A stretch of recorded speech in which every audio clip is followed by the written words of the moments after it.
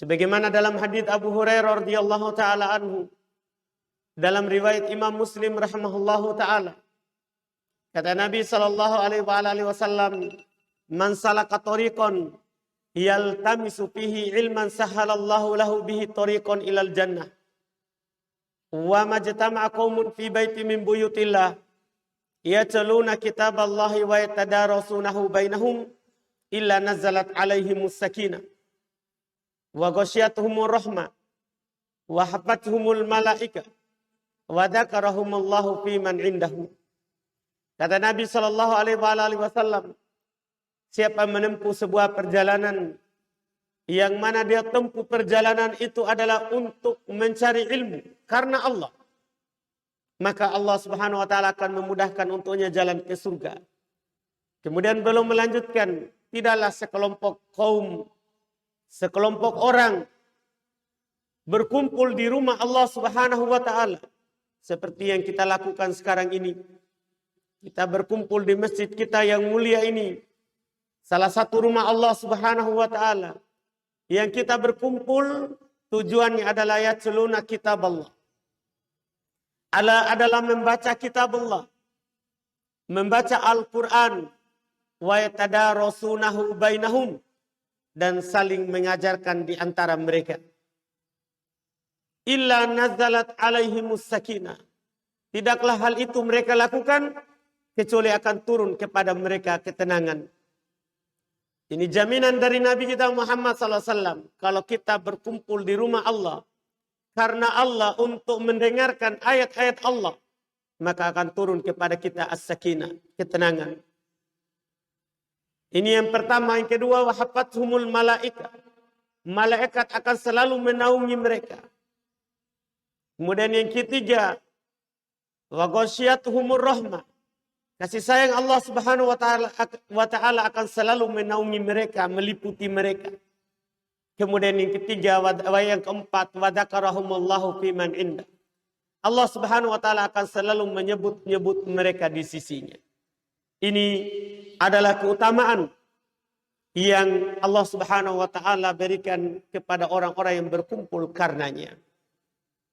Bertemu di rumah Allah Subhanahu wa taala dan berkumpul seperti ini mengingatkan kita akan nanti di hari kiamat kita semua akan dikumpulkan oleh Allah Subhanahu wa taala, dari manusia yang pertama sampai manusia yang terakhir, tentunya untuk membalas seluruh apa yang kita lakukan dalam kehidupan dunia ini, termasuk duduknya kita hari ini.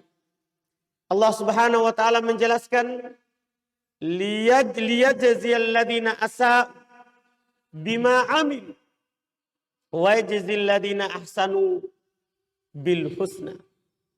Nanti di hari kiamat Allah Subhanahu wa taala mengumpulkan kita semua untuk membalas orang-orang yang telah melakukan kejahatan dengan kejahatan mereka, dan membalas orang-orang yang berbuat baik dengan kebaikan.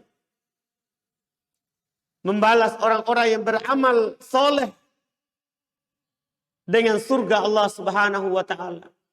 Hari yang Allah Subhanahu wa taala telah ingatkan kita untuk hati-hati ketika hari itu telah datang. Kata Allah Subhanahu wa taala di awal surat Al-Hajj, ya ayuhan nas, kita semua dipanggil oleh Allah Subhanahu wa taala, wahai sekalian manusia, ittaqu rabbakum. Takutlah kalian kepada Rabb kalian. Takutlah kalian kepada Allah Subhanahu wa taala yang menciptakan kalian. Inna zalzalatas saati syai'un 'adzim. Sungguh goncangan di hari kiamat itu sesuatu yang sangat besar. Sesuatu yang sangat dahsyat. Ia menakutkan kita. Yang mana Allah Subhanahu wa taala menjelaskan di antara keadaannya. Karena besarnya hari itu ketika datang, yauma tarawnaha tadhalu kullu murdiatin amma arda'at. Hari itu kalian akan melihat setiap orang yang sedang menyusui meninggalkan anak yang sedang dia susui. Wa tad'u kullu dzati hamlin hamlaha. Setiap orang yang sedang hamil, yang lagi mengandung, akan melahirkan kandungannya. Akan keguguran. Wa taron nasa sukara wa mahum bisukar. Kamu melihat manusia seperti sedang mabuk, tapi mereka tidaklah sedang mabuk. Mereka tidak lagi minum khamar. Walakin adaballahi syadid.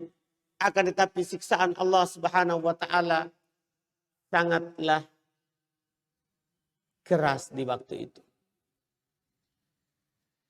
Keadaan orang sesuai dengan amalannya. Kita akan berdiri di sana sesuai dengan apa yang kita lakukan dalam kehidupan dunia ini.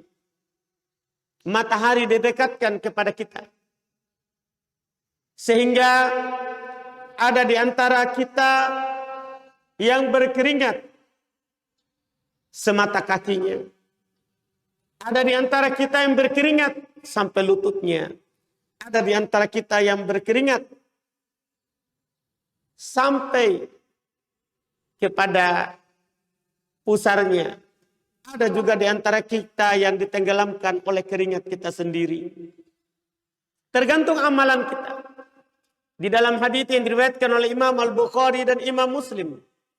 Dari Abu Hurairah radhiyallahu taala anhu, kata Nabi sallallahu alaihi wasallam, "Ya'raqun nas yaumal qiyamah hatta yadhhabu 'araquhum fil ardi 70 dhira'a wa yuljimuhum hatta yablugha udunayh." Kata Allah Subhanahu, kata Nabi sallallahu alaihi wasallam, manusia nanti akan berkeringat di hari kiamat. Sampai keringat mereka itu menenggelamkan mereka setinggi 70 hasta. 70 hasta, bukan 3 meter, 4 meter. Keringat sampai memasukkan mereka di dalam seperti air yang sangat dalam. Keringat mereka mencapai, ada yang mencapai telinga mereka, kata Nabi sallallahu alaihi wasallam.